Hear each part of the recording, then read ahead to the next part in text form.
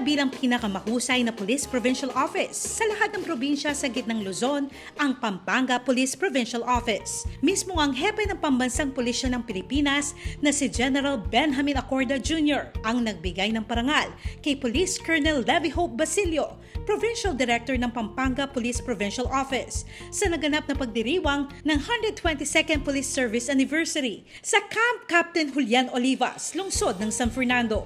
The accolades goes to these police officers who are really on the ground, mga nasa kalsada, nasa kalye, na arawan na ulanan. And I give them my full commendation and congratulations to them. And sana hindi sila magsawa. This should further motivate them and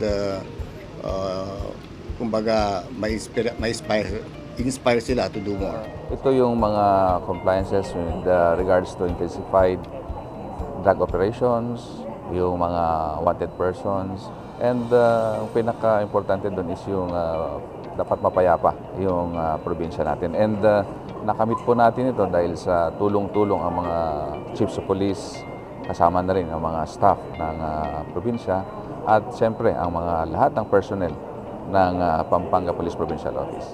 Si Police Lieutenant Colonel Lenny Pangilinan naman, na Chief Provincial Administration and Records Management Unit, ay binigyan din ng parangal bilang pinakamahusay na Junior Police Commission Officer para sa administration. Nagkakaisang pulisya at pamayanan tungo sa mapayapa at maunlad na bansa ang tema ng Police Service Anniversary na naaayon din sa direktiba ng ama ng Pampanga na si Governor Dennis Delta Pineda sa pulisya na laging maging matapat, marangal at buo ang puso sa pagganap ng tungkulin.